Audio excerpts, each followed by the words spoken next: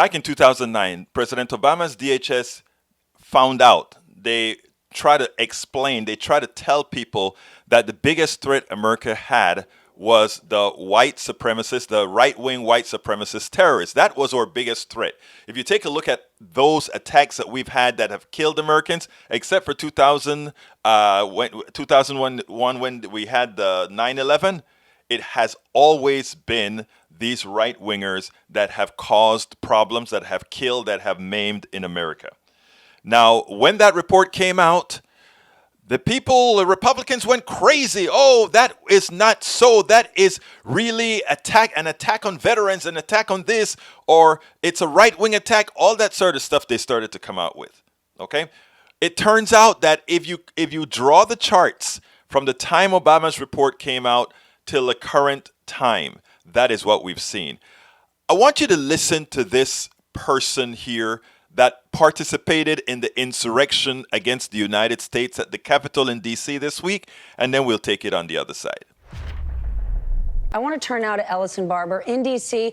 Tell us what's going on with these arrests. Hey, Stephanie, we know police were at hotels. They were at D.C. airports looking for the rioters who stormed the United States Capitol. We've heard that at least 80 people have been arrested, 55 charged with crimes like theft, unlawful entry, assault, weapons charges. One rioter allegedly had 11 Molotov cocktails. I met one man right before all of the chaos happened, before the rioters started storming all sides of the United States Capitol. We didn't see him after we spoke to him. We don't know if he was part of the rioters who actually stormed the United States Capitol.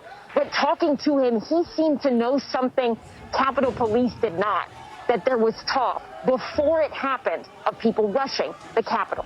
Listen here. We don't need to be rushing the Capitol, although it's going to get a lot worse if the courts continue to shirk their responsibilities. What do you think happens after the Electoral College votes are counted here? I think it's entirely possible that 1 million armed men show up here to fix the problem. God, I hope that never happens. But if, like I said, and I'm not the first person to say it, there's a lot of famous leadership that's come through history that has made this point in various ways. If you do not give the people a legal way to resolve their grievances, violence is ultimately always the result. He, like so many of the rioters and protesters we met that day, were convinced the election was fraudulent, that Vice President Mike Pence had the authority to throw out Electoral College votes, and that the courts were part and are part of some big conspiracy. So as you see, the Obama administration warned that the biggest threat to America was domestic. It was the right-wing white supremacist terrorists, guys like what you just saw there. The report was titled Right-Wing Extremism, Current Economic and Political Climate Fueling Resurgence in Radicalization and Recruitment. And again, like I mentioned, Republicans they were pissed that somehow their people would be implicated in that. But ultimately, Secretary Janet Napolitano subsequently withdrew the report. She then apologized to veterans because the report was characterized as veterans being called out. Republicans bear full responsibility for the insurrection this week. They raised the heat. They raised hell when the Obama administration identified the growing problem. They coddled a white supremacist president. These or their media networks lied to their audience that allowed these right-wing networks to metastasize within Republican strongholds. They joined the president in fallacies, claiming that the election was fraudulent.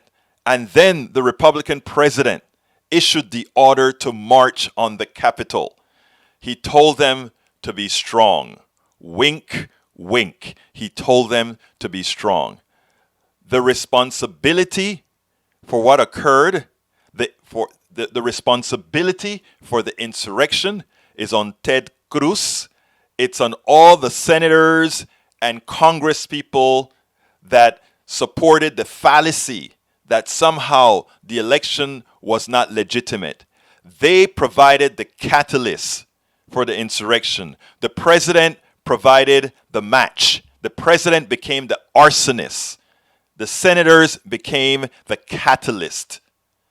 And the people just were who they are, who they've always been, the people that was identified by the Obama administration as being the biggest threat to the American people.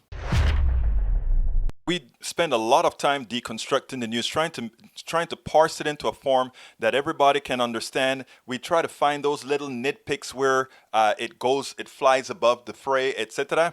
If you really like these videos that we do, I want to ask a big favor. Please go ahead, number one, subscribe to our channel, and number two, please join if you can. Thank you so kindly for watching. Keep watching. Please remember to share. We must populate the entire internet with our progressive message, a message that we know is what most Americans say that they want. So help us, please join.